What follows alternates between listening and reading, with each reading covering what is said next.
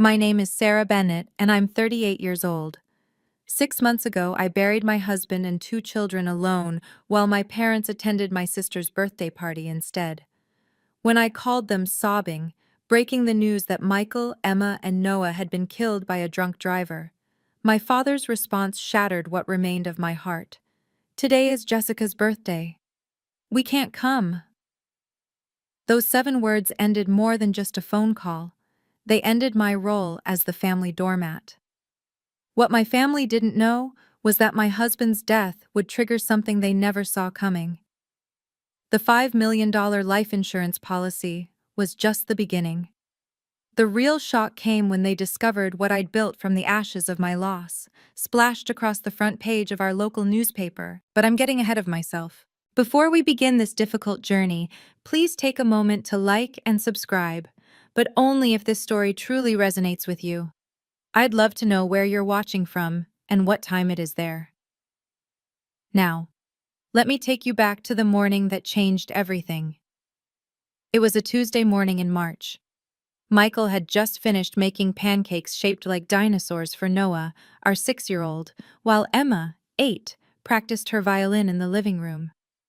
I remember kissing them goodbye at 7:45 a.m., Michael's coffee breath mixing with maple syrup as he whispered, "Love you, Sarah.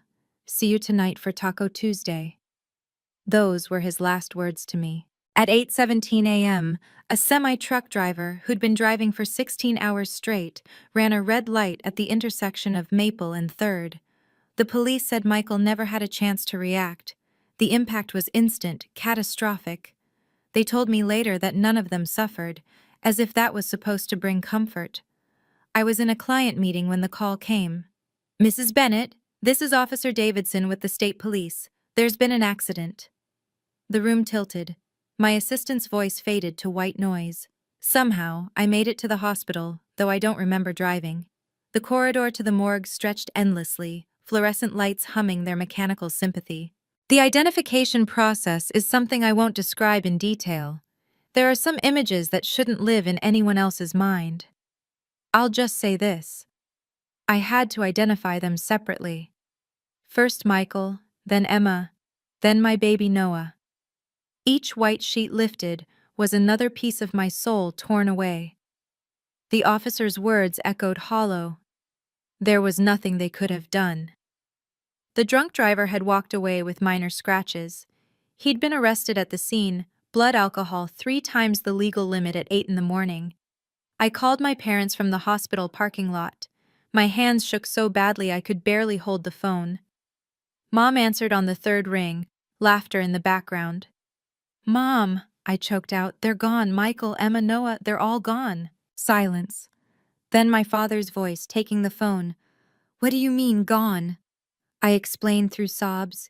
The accident, the drunk driver, the morgue, the funeral arrangements I needed to make. His response came calm and measured. "Sarah, today is Jessica's birthday. We've had the country club booked for months. We can't come." But the real nightmare hadn't even begun yet.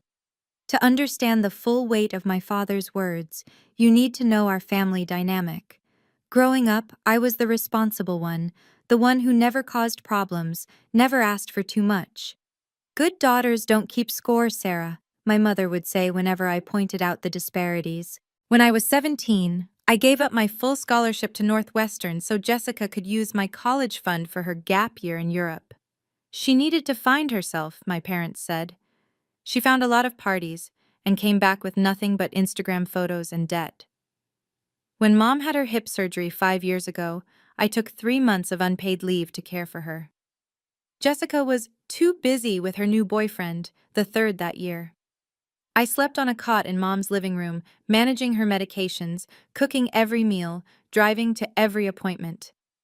The day Mom could walk again, Jessica showed up with flowers and got all the credit for being such a devoted daughter. My wedding? Jessica announced her first pregnancy at my reception. My promotion to senior partner? Overshadowed by Jessica's divorce drama. Every milestone in my life became background noise to Jessica's perpetual theater.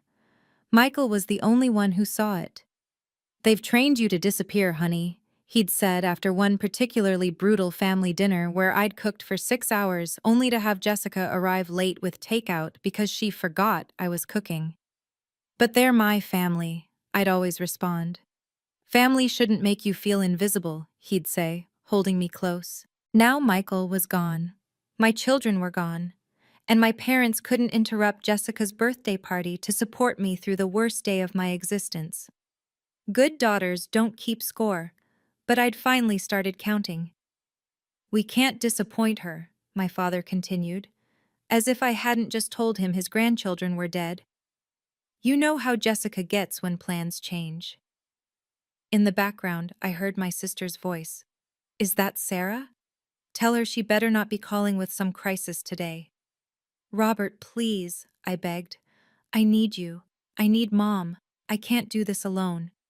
You're strong, Sarah. You'll manage. We'll call you tomorrow. The line went dead.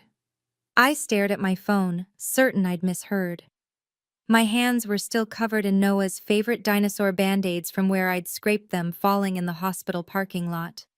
My children were lying in a morgue, and my parents couldn't be bothered to leave a birthday party. I called back immediately. Mom answered this time. Mom, please. The funeral home needs decisions. I don't know how to bury my babies. Her voice was whisper soft, the way it got when she didn't want to upset my father. Your dad's right, sweetie. Jessica's been planning this for months. All her friends are here. We can't just leave. My children are dead, I screamed into the phone. Several people in the parking lot turned to stare. Don't be dramatic, Sarah. We'll help you next week. The funeral can wait a few days, can't it? The funeral can wait.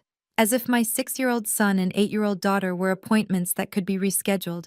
As if Michael's body wasn't lying on a metal table, waiting for someone who loved him to say goodbye.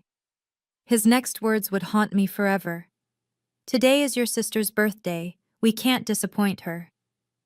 20 minutes later, as I sat in my car trying to breathe, my phone rang. Jessica. Why did you have to call during my party? Her voice was sharp, accusatory. You've completely killed the mood. Mom's upset, Dad's annoyed, and my friends are asking questions. Jessica, I said slowly. Michael is dead. Emma is dead. Noah is dead. I heard. That's terrible, really. But why did you have to ruin my special day with your drama? Couldn't this have waited until tomorrow? Your drama. As if I'd chosen the timing. As if I'd asked that drunk driver to destroy my family on her 35th birthday. Are you coming to the funeral? I asked, my voice hollow. When is it? Friday. Oh, I can't. James and I have concert tickets. They were super expensive. The funeral was held at St. Mary's Cathedral. Michael's colleagues filled one side. His elderly parents, who'd flown in from Seattle despite their health issues, sat in the front row with me. The other side, the side where my family should have been, remained empty. I stood alone between 3 coffins. The smallest one, Noah's, had dinosaurs painted on the side because the funeral director's daughter had heard about his love for them and painted them herself. Emma's had musical notes. Michael's was simple oak, the kind he'd always said he wanted.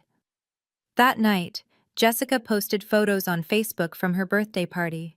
She was laughing, holding champagne, surrounded by friends. The caption read, "Best birthday ever. So grateful for everyone who made today special. #blessed, #birthday girl, Mud 35 and thriving 67 likes. 12 comments about how gorgeous she looked. Not one mention of her dead nephew and niece. Why did you have to ruin my special day with your drama? If you've ever felt invisible in your own family, you know this pain runs deeper than words. Take a moment to leave a comment. Have you ever had to set boundaries with family who took you for granted? Your stories help others know they're not alone. And if this resonates with you, please consider sharing it with someone who might need to hear that their feelings are valid. Now, let me tell you what happened when I finally stopped being the good daughter and started discovering just how much Michael had prepared for this moment, even though neither of us could have imagined it would come so soon. The funeral costs hit immediately.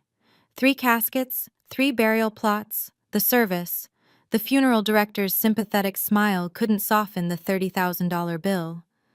I sat in his office, staring at the itemized list. The smallest casket was somehow the most expensive. "We offer payment plans," he said gently. Payment plans. As if I'd be paying off my children's deaths like a car loan. Our house was mortgaged to the limit. Michael and I had just renovated the kitchen, thinking we'd have decades of family dinners there. My part-time consulting work barely covered groceries. Michael had been the primary earner, and his income had stopped the moment that truck hit them. His parents offered what they could, but they were on a fixed income. "We have some savings," his mother said, pressing a check into my hand. It was for $5,000, probably everything they had. The life insurance company called while I was choosing flowers for Emma's casket. "Mrs. Bennett, we need to schedule a meeting regarding your husband's policy." "Can't you just mail the paperwork?" "This is a substantial policy, Mrs. Bennett. We prefer to handle these matters in person." Substantial. I assumed that meant enough to cover the funeral costs, maybe a few months of mortgage payments. 2 weeks passed. No word from my family except a text from Mom. "How are you holding up?" I didn't respond. What was there to say?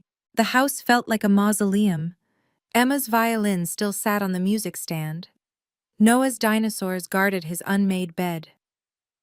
Michael's coffee mug waited by the machine, his fingerprints still visible on the handle. The funeral director's message mentioned something about urgent matters regarding payment. I knew I had to face reality, but I couldn't seem to move from Michael's side of the bed, where his scent still lingered on the pillows. Sleep became impossible. Every time I closed my eyes, I heard phantom sounds. Emma practicing scales, Noah's feet thundering down the stairs, Michael's off-key singing in the shower. At 3 a.m., I'd walk to their rooms, hoping against logic to find them there. The neighbors started avoiding me, not cruelly, just awkwardly. They didn't know what to say to the woman whose entire family had been erased in 8 seconds. Mrs. Patterson from next door left casseroles on my porch but never knocked. 3 weeks after the funeral, I hadn't heard from my parents. Not one call. Jessica had blocked me on social media after I'd commented on her birthday photos. "These were posted the day you chose a party over your nephew and niece's funeral." I existed in a bubble of grief, invisible to the world. The mailbox filled with sympathy cards from Michael's co-workers, but nothing from my own family. I started wondering if I'd simply cease to exist if I stopped trying. One particularly dark night, I stood on our back deck, looking at the stars. Michael had taught Emma all the constellations. Noah always looked for the dinosaur stars he insisted were there. I thought about how easy it would be to just stop, to join them wherever they were. The lawyer's message saved me. David Chen had called 3 times, his voice increasingly urgent. "Mrs. Bennett, we really need to discuss your husband's estate planning. There are time-sensitive matters that require your attention." Estate planning. Michael had always been meticulous about details. Even in death, he was still trying to take care of me. I called Chen back the next morning. "Can you come to my office today?" he asked. "What I have to tell you shouldn't wait any longer." The lawyer's message mentioned something about urgent matters that would change everything. 2 weeks after the funeral, my phone rang at dinner time. I'd been staring at 4 empty chairs, eating cereal from the box. Mom's name appeared on the screen. "Hi, sweetie. How are you holding up?" The casual tone, as if she'd been checking in regularly, made my chest tight. "How do you think I'm holding up?" "There's no need for that tone. I'm calling to help. Your father and I were thinking you must have financial things to sort out. Did Michael leave anything?" There it was, the real reason for the call. "I'm still working through everything," I said carefully. "Well, family helps family, Sarah. If there's life insurance or anything, you should think about sharing. Jessica and James are trying for a baby, and fertility treatments are expensive." "Are you seriously asking me for money right now?" Don't be selfish, Sarah. Your father thinks you should consider what Michael would have wanted. He was always so generous. I hung up. My hands were shaking, not from grief this time, but from rage. Michael had been generous. He'd lent Jessica $10,000 for her wedding that was never repaid. He'd covered my parents' cruise for their anniversary. He'd never asked for anything back. The phone rang again. Dad this time. I let it go to voicemail. Sarah, your mother's upset. You need to apologize, and we need to discuss the financial situation. As your father, I have a right to know what provisions were made. Call me back. As your father. The father who couldn't leave a birthday party for his grandchildren's funeral now wanted to invoke parental privilege over my finances. I turned off my phone.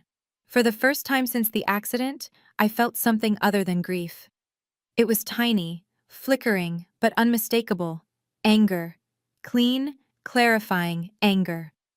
A week later, Jessica showed up at my door without warning. James was with her, his eyes already scanning the visible parts of my house like an appraiser. We were in the neighborhood, Jessica said, pushing past me. She'd never just been in the neighborhood in the 5 years since Michael and I had moved here. Nice place, James commented, running his hand along the granite countertop Michael had installed himself. Must be worth, what, $500,000? Why are you here? I asked. Jessica's face shifted to fake concern. We're worried about you, Sarah. All alone in this big house. It's not healthy. You weren't worried about me 3 weeks ago. That's not fair. We had plans. She walked into the living room, noting the new television, the piano we'd bought for Emma. You know, this is really too much space for one person. What are you suggesting? James stepped forward. We could take it off your hands. Family discount, of course. Maybe $300,000? Cash deal, quick close. The house was worth at least $500,000, even in a quick sale. They both knew it. You need to leave, I said quietly. Don't be ridiculous, Jessica snapped. We're trying to help. You're being selfish, hoarding all this space alone. Get out. Sarah, get out! They left, but not before Jessica delivered her parting shot. Mom and Dad are right about you. You've always been ungrateful. I would never treat family this way. As their car pulled away, I noticed James taking photos of the house with his phone. They were already planning their next move. Jessica's parting words revealed their true plan. They weren't done with me yet. That evening, my father called. His voice had the same tone he'd used when I was a child and had disappointed him. Your sister tells me you were rude to her. She tried to buy my house for $200,000 under market value. Family helps family, Sarah. You need to think about others for once. For once? My voice cracked. I gave up my scholarship for Jessica. I nursed Mom after her surgery. I've been helping others my entire life. No one asked you to do those things. You chose to be a martyr. The word hit like a slap. Martyr. Jessica needs money for IVF, he continued. You have a big house, life insurance coming. You could help. Dad, I just buried my children. That was a month ago, Sarah. It's time to move forward. Jessica's trying to create life. You should support that instead of wallowing. Wallowing. My 6-year-old son was dead, and I was wallowing. If you don't start thinking about family, we'll have to reconsider our relationship with you. What relationship? I asked. You didn't come to the funeral. You haven't called. You haven't even met me for coffee. We have our reasons. You've always been difficult, Sarah. Jessica would never put us in this position. Then go be with Jessica. Are you giving us an ultimatum? No, Dad, I'm done. If you want to cut me off, then do it. There was a long pause. You'll regret this, Sarah. When you're alone with no family, you'll regret pushing us away. I'm already alone. Then so be it. The line went dead. I stared at the phone, waiting to feel devastated. Instead, I felt free. For the first time in my life, I'd chosen myself. The next morning, Attorney David Chen arrived at my door. He was a tall, distinguished man in his 50s, carrying a leather briefcase that looked expensive. Mrs. Bennett, I apologize for the intrusion, but you haven't returned my calls. I'm sorry. I haven't been checking messages. May I come in? What I have to discuss is extremely important. We sat in Michael's office. Chen pulled out a thick folder, his expression serious but kind. Your husband was one of the most prepared clients I've ever had. He updated his will every year, and his life insurance policies are substantial. Policies? Plural? Mrs. Bennett, your husband held multiple life insurance policies totaling $5 million. The room spun. That's impossible. We lived paycheck to paycheck sometimes. He was very specific about keeping this private. He said, and I quote, "My wife sacrifices enough for everyone else. This is for her alone." Chen continued, "There are also specific conditions attached to these policies. Your husband was very particular about certain circumstances." What kind of circumstances? I'll need to review everything with you in detail, but there are provisions regarding family members, charitable giving, and some very specific instructions about distribution. Michael planned all this? Your husband came to me 8 years ago, right after your daughter was born. He said something I'll never forget. My wife's family doesn't value her, but I want to make sure she's protected if anything happens to me. My eyes filled with tears.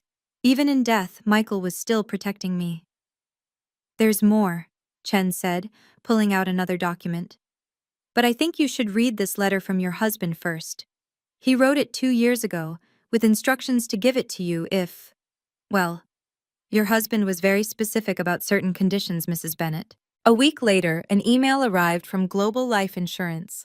The CEO, Patricia Williams, requested a personal meeting. This is highly unusual, her email read. But given the circumstances and the size of the policy, I'd like to handle this personally. I Googled her. Patricia Williams was a Forbes 50 most powerful women in business. Why would she want to meet with me personally? At her office, Patricia greeted me warmly. She was younger than I expected, maybe 45, with kind eyes behind designer glasses. Mrs. Bennett, I knew your husband professionally. He consulted for us several years ago on a data security project. I hadn't known that. Michael often took side consulting work, but rarely discussed the details. He impressed everyone here with his thoroughness and foresight. When he purchased his life insurance policies, he insisted on certain unusual provisions. Attorney Chen mentioned conditions. Your husband anticipated potential complications with your family. He built in safeguards to protect you. She pulled out a document. He also recorded a video statement to accompany the policy. Would you like to see it? My heart stopped. A video. Michael's face, his voice. I wasn't sure I was ready. I'll give you privacy, Patricia said, setting up a laptop and leaving the room. Michael appeared on screen, sitting in what looked like Chen's office. He was wearing his favorite blue tie, the one Emma had picked out for Father's Day. Sarah, if you're watching this, it means I'm gone. I'm so sorry, my love, but I need you to know, I've prepared everything. Your family can't touch this. It's all for you. Use it to build something beautiful from this pain. Mr. Bennett was one of our most prepared clients, Mrs. Bennett. His foresight was extraordinary. Sometimes the people who should support us most become our greatest source of pain. But what if I told you that my husband, even in death, had prepared something that would change everything?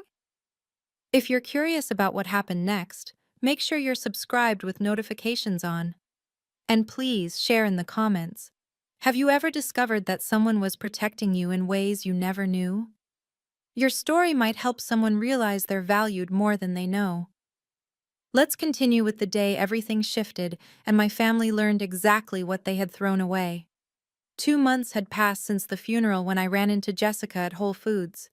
I was buying Emma's favorite cereal. Somehow I still couldn't stop, when I heard her voice behind me. Oh my God, everyone, this is my sister I was telling you about. She was with 3 friends, all holding wine bottles for what looked like a day drinking session. Jessica's voice carried across the store. The one whose husband died and left her everything while the rest of us struggle. People turned to stare. A mother pulled her children closer, as if tragedy was contagious. It's so sad, Jessica continued, her voice dripping fake sympathy. She's hoarding millions while her own sister can't afford IVF. Can you imagine being that selfish? Jessica, stop, I said quietly. Oh, she speaks. Everyone, Sarah got $5 million in life insurance. $5 million. And she won't help her own family. The store had gone silent. Everyone was watching. An employee was recording on his phone. My poor parents are heartbroken. They raised her better than this. The parents who skipped the funeral? I asked, my voice steady despite my shaking hands. Jessica's face reddened. That's a lie. Tell them the truth, Sarah. The truth? The truth is you posted birthday party photos while I buried my children alone.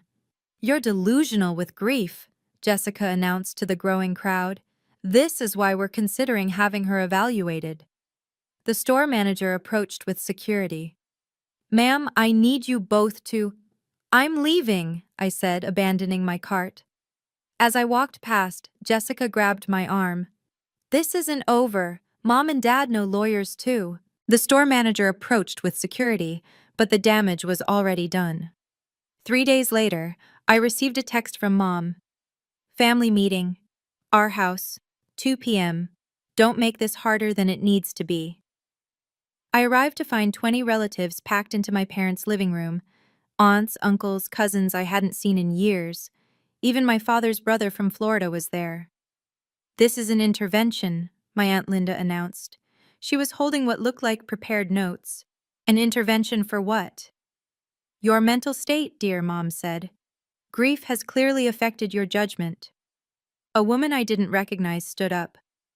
I'm Dr. Foster, a family counseling specialist. Your family is concerned about your emotional instability and inability to make sound financial decisions. You hired a therapist to ambush me? It's not an ambush, Dad said. It's love. We're trying to help you see reason. Jessica sat in the corner, tissue in hand, performing grief she'd never shown for my children. Sarah, Dr. Foster said, your family feels you're not processing your loss appropriately, holding on to resources that could help create new life. You mean Jessica's IVF? Suggests an unhealthy attachment to the past. My cousin Mark chimed in. We all think you should put the money in a family trust, for everyone's benefit. Including yours, Mark? He had the decency to look away. This is about money, I said, standing. My children are dead, and you're all here for money. Sit down, Sarah, my father commanded. No. If you leave, we'll have no choice but to pursue legal options, Aunt Linda said. For your own good. Grief has clearly affected your judgment, dear, Mom said, but I was already walking to the door. That night, Jessica's Facebook post went viral in our community. Prayers needed. My sister Sarah, the one who lost her family in that terrible accident, is having a mental breakdown. She's inherited millions, but won't help anyone, not even our elderly parents. She's accused us of terrible things and cut off all contact. If you see her, please be kind. Mental illness is so tragic. Pray for Sarah. #mental health awareness. #family first. Within hours, it had 500 shares. Comments poured in. So sad when grief breaks someone. Your poor parents. Money changes people. Maybe she needs professional help? My phone exploded with messages from mutual acquaintances offering support while fishing for details. The local grief support group leader called to say I was temporarily suspended pending resolution of concerns. But then something unexpected happened. Michael's best friend Tom commented, "This is lies. Sarah's family skipped the funeral for your birthday party. I was there. I saw the empty seats.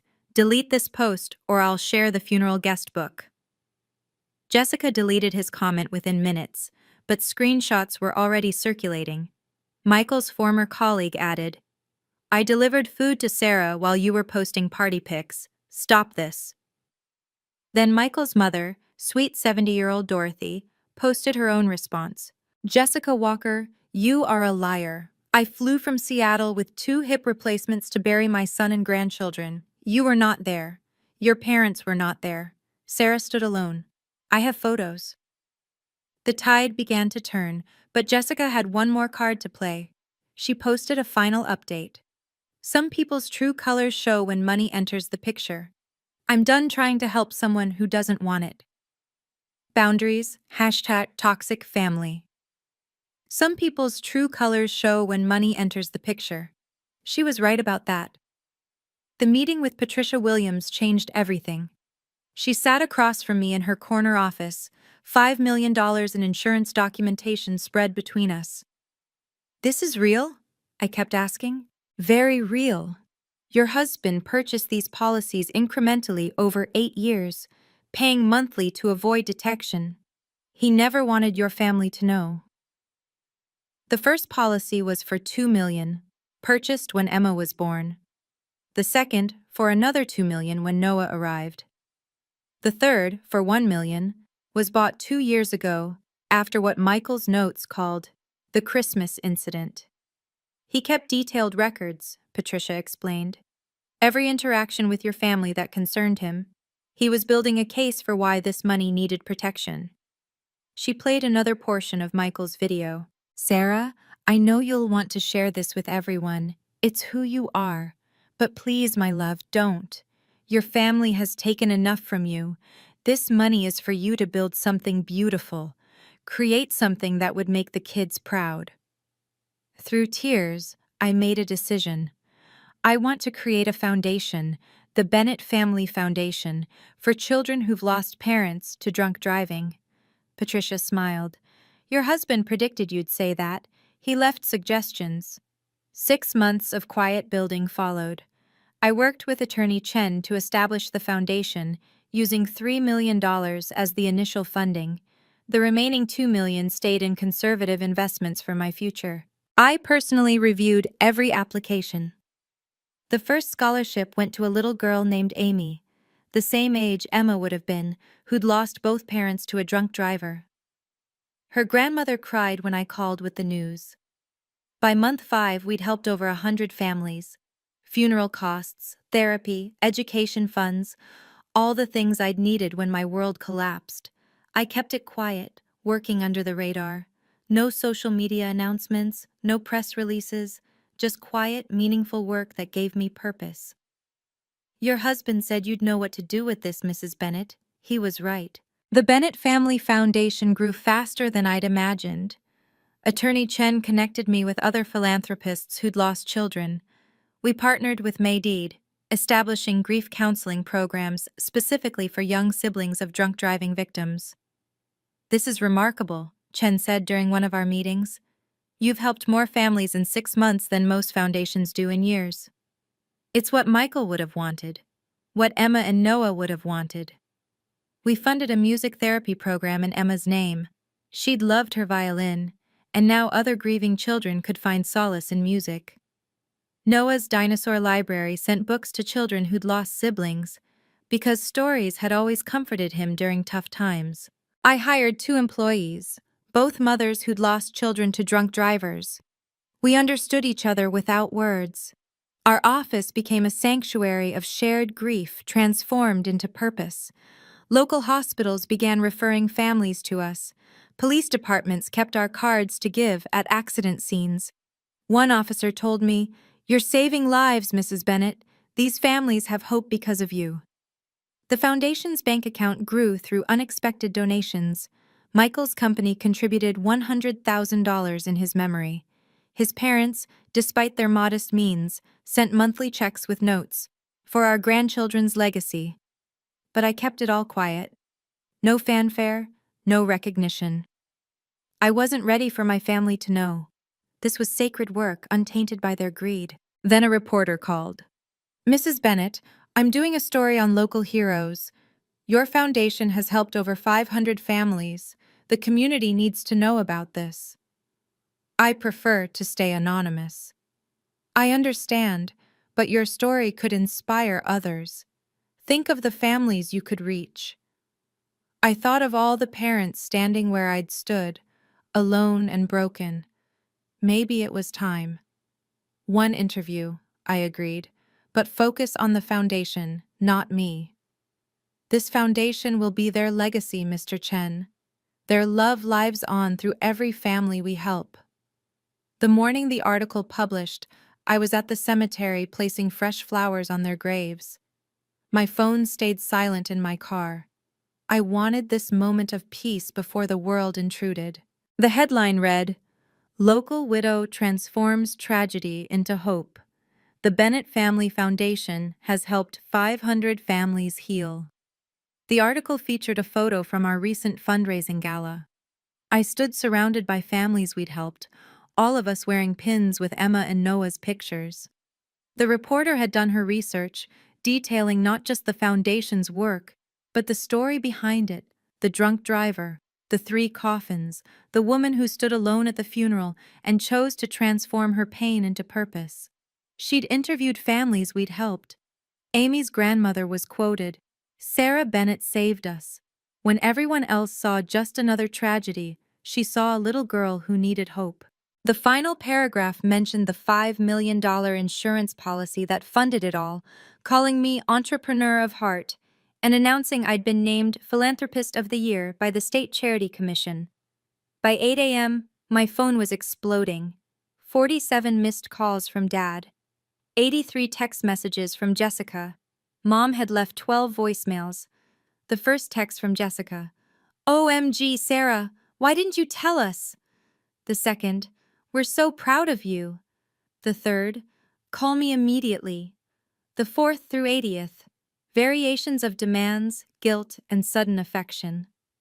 Dad's voicemail: "Sarah, this is your father. We need to discuss the foundation immediately. As your family, we should be on the board. Call me back." Mom's messages grew increasingly frantic. "Sweetie, the neighbors are all talking about the article. Why didn't you tell us? We could have helped. We're your parents." Then came the Facebook posts. Jessica shared the article with a lengthy caption about her amazing sister and how our family always supports each other. Local widow transforms tragedy into hope for hundreds, and her family just found out. Within hours, my parents were at my door. I watched through the security camera as they rang the bell repeatedly. "Sarah, we know you're home," Dad shouted. "Open this door." Mom was crying, performance tears I'd seen before. "Please, sweetie, we're so proud of you. We always knew you'd do something wonderful." I didn't answer. Jessica arrived 20 minutes later with James. They'd brought flowers, grocery store carnations with the price tag still on. "Sarah," Jessica called out, "this is ridiculous. We're family. The foundation needs us." My neighbor, Mrs. Patterson, came out. "She's not home, and after what you all did, I'd stay away if I were you." "What we did?" Jessica's voice went shrill. "We're her family." "Family doesn't skip funerals for birthday parties," Mrs. Patterson shot back. She'd been there. She'd seen everything. They camped out for 3 hours. Dad called the police, claiming I was having a mental health crisis. Officer Davidson arrived, the same officer who'd delivered the news about the accident. "Mr. Walker, your daughter is under no obligation to open her door. Please leave the property." "We're worried about her mental state," Mom insisted. "I spoke with Mrs. Bennett yesterday about foundation security. She seemed perfectly sound. Now you need to leave or I'll charge you with trespassing." They left, but not before Jessica shouted loud enough for the entire neighborhood to hear. "We always knew you'd do great things, sweetie. We're here when you're ready to share your success with family." The next morning, a formal letter arrived from their lawyer. They were requesting a family meeting to discuss their rightful involvement in the foundation. "We always knew you'd do great things, sweetie," after they'd called me selfish for not sharing. Attorney Chen's office had never felt more like a sanctuary. The conference room was full: my parents, Jessica and James, their lawyer, Chen, and me. "Thank you all for coming," Chen began. "Mr. Bennett anticipated this gathering." "What do you mean, anticipated?" Dad demanded. Chen pulled out a sealed envelope. "Mr. Bennett left specific instructions to be opened if certain conditions were met. The publication of the article and your presence here fulfill those conditions." He opened the envelope and began reading Michael's letter. To the Walker family. If you're hearing this, it means you've discovered Sarah's inheritance and are attempting to claim a portion. Let me be clear, you have no legal or moral right to any of it. Mom gasped. Jessica's face went red. I documented every instance of your treatment of my wife. The birthday parties you prioritized over her achievements, the money you borrowed and never repaid, the emotional manipulation disguised as family obligation. Chen pulled out a folder. Mr. Bennett hired a private investigator to document your behavior. We have everything. This is ridiculous, Jessica shouted. Chen continued reading. If you abandoned Sarah during the funeral, which I suspect you did, you've forfeited any claim to sympathy or support. The Foundation's bylaws specifically exclude anyone who failed to attend the funeral of Emma, Noah, and myself. How could he know? Dad started. There's more, Chen interrupted. He pressed play on a laptop. The funeral appeared on screen. The camera panned across the empty family section, zooming in on the 3 small nameplates. Reserved for Robert Walker, reserved for Linda Walker, reserved for Jessica Walker Morrison. The timestamp showed the exact time. The empty seats spoke louder than any accusation. Thank you all for coming. Mr. Bennett anticipated this gathering. Michael's face appeared on the screen.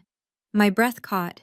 He was wearing the shirt Emma had picked for his birthday, sitting in what looked like Chen's office. Hello, Robert, Linda, and Jessica. If you're watching this, you've proven exactly who I always knew you were. Jessica tried to speak, but Chen raised his hand for silence.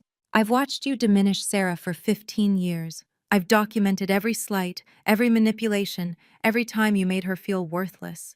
She never saw it. She loved you too much, but I saw everything. Michael held up documents. These are receipts. The $10,000 you borrowed for Jessica's wedding and never repaid. The $5,000 for Robert's business venture that failed. The vacation we funded for your anniversary. Total, $37,000 over 8 years. Dad's face had gone pale. But here's what matters. I had our entire funeral filmed professionally. Multiple angles. If you weren't there, and I'm betting you weren't, it's all documented. Time-stamped, indisputable. The video switched to funeral footage. The priest's voice echoed. We gather to remember Michael, Emma, and Noah Bennett. The camera captured every empty seat, every absent family member.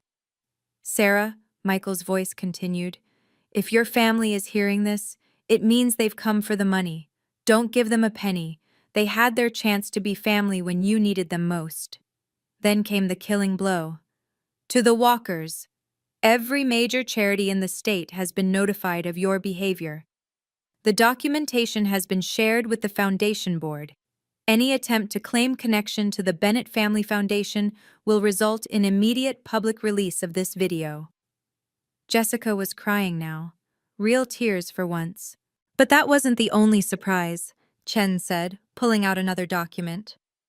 The Whole Foods video went viral within days. Someone had edited it with Jessica's birthday party photos, creating a split screen of her celebrating while the funeral timestamp ran below. The caption read, This woman partied while her sister buried 2 children. Now she wants the inheritance money. Jessica's marketing firm fired her within a week. The official statement cited values misalignment. But everyone knew the truth. Her clients had seen the video. James's business partners pulled out of their joint venture. We can't be associated with this, one told him publicly on LinkedIn. His reputation in the community was destroyed. Dad's position on the church board ended abruptly. The pastor called him personally. Robert, the congregation has lost faith in your moral leadership. The same church where he'd preached about family values for 20 years. Mom's charity circle excluded her from the annual gala. The invitation was rescinded with a terse note. Given recent revelations, your presence would be inappropriate. Her social standing, carefully cultivated over decades, crumbled overnight. Their neighbors stopped speaking to them. The country club revoked their membership. Even their extended family distanced themselves. We had no idea, my aunt posted on Facebook. If we'd known they skipped the funeral, we never would have participated in that intervention. The local news picked up the story. Family Greed Exposed: How One Woman's Tragedy Revealed Her Family's True Nature. They interviewed Mrs. Patterson, Tom, and 3 families our foundation had helped. But the most damaging blow came from Jessica's own friend who'd been at Whole Foods. She posted, "I was there. Jessica was laughing about her sister's grief. It was disgusting. I'm ashamed I ever called her a friend." Karma doesn't always come quickly, but it always comes. I refused every interview request. When reporters called, I simply said, "The foundation's work speaks for itself." No comments about my family, no public statements about the drama, just dignified silence. The foundation continued growing.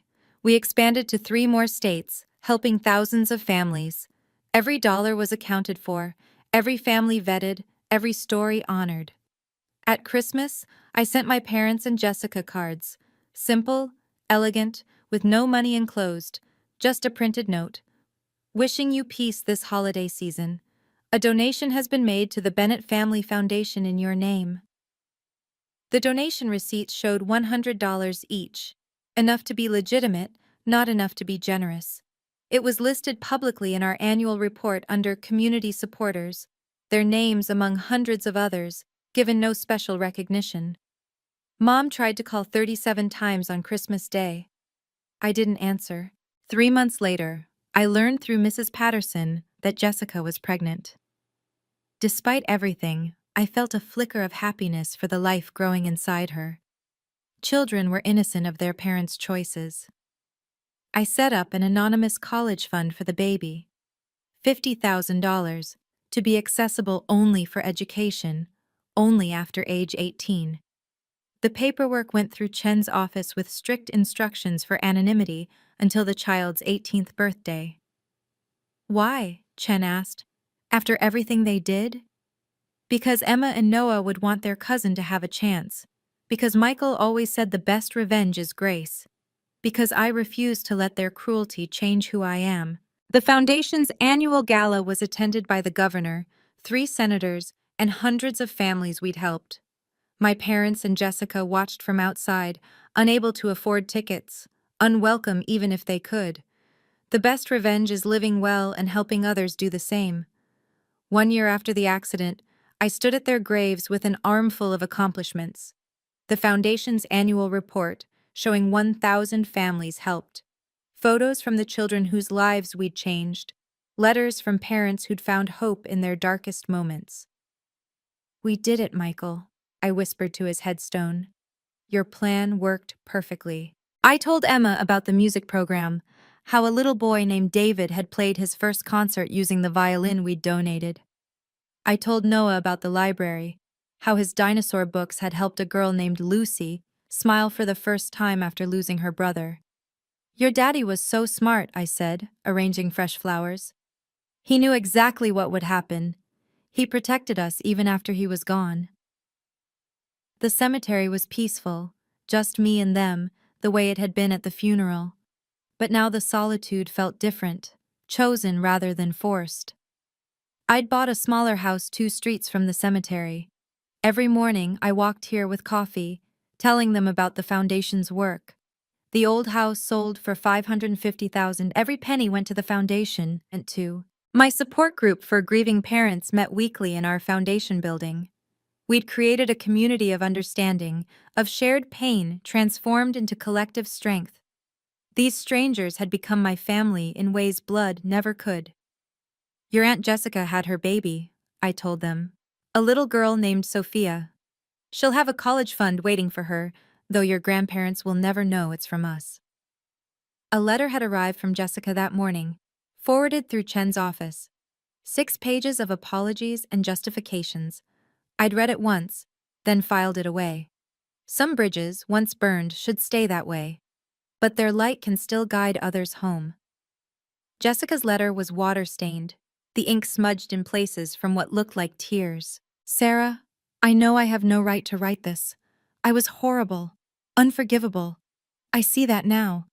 Sophia looks like Emma sometimes, and it breaks my heart that she'll never know her cousins. I'm not asking for money. I'm not asking for forgiveness. I just needed you to know that I finally understand what we took from you. Not the money, The moments, the support, the love you deserved when your world ended. I'm sorry. I'm so desperately sorry. I read it twice, then wrote my response on foundation letterhead. Jessica, I received your letter. Thank you for your honesty. I forgive you, not for your sake but for mine. Carrying anger is too heavy when you're already carrying grief. However, forgiveness doesn't mean reconciliation. Some wounds cut too deep to heal with words. You chose a birthday party over my children's funeral. That choice defined our relationship permanently. I wish you well with Sophia. She's innocent in all of this.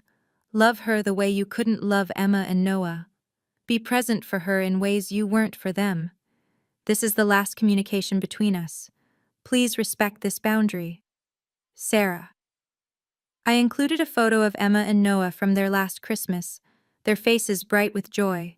On the back I wrote, "For Sophia, so she knows they existed." Chen mailed it that afternoon. "No return communication will be accepted," he assured me. That evening, I updated the Foundation's board with our new policy. No position shall be offered to individuals who failed to support founding families during their time of loss. Forgiveness doesn't mean forgetting. Some bridges, once burned, should stay that way. 2 years have passed since the accident. The Bennett Family Foundation has helped over 2,000 families. We've expanded nationally, with chapters in 12 states. The children we've helped have started calling themselves Bennett Bears. Emma would have loved that. I've learned that family isn't about blood, it's about showing up. My real family now includes Tom and his wife, who never missed a grief counseling session with me. Mrs. Patterson, who still brings casseroles but now stays to eat them with me. Michael's parents, who video call every Sunday to hear about the Foundation's work. The private investigator Michael hired sent me one final report. My parents sold their house and moved to a small apartment. Jessica and James divorced after the financial pressure broke them. She's raising Sophia alone, working 2 jobs. The college fund I set up continues to grow, waiting for a little girl who will someday have chances her mother denied herself through cruelty. Some people are lessons, not blessings. My parents taught me that love shouldn't come with conditions. Jessica taught me that shared DNA doesn't guarantee loyalty. Their abandonment taught me that sometimes the family you choose is stronger than the family you're born into. But Michael, Emma, and Noah, they taught me that real love transcends death. That preparation is an act of love. That legacy isn't about money, it's about impact. Every morning I visit their graves. Every evening I read applications from families needing help. In between, I live. Not just survive, live. Because that's what they would want. What boundaries have you set with toxic family? Your story might help someone else find their strength. Share it below. Remember, you deserve to be valued, respected, and prioritized, especially by those who claim to love you. Thank you for joining me on this difficult but necessary journey. If this story resonated with you, please like and subscribe for more stories about resilience and setting healthy boundaries. Share this with someone who needs to hear that it's okay to choose peace over toxic relationships, even with family. Comment below with your own experiences of setting boundaries. Your courage might inspire someone else to reclaim their life. Remember, you deserve to be valued, respected, and prioritized. Blood doesn't obligate you to accept disrespect. Until next time, take care of yourselves and honor your worth.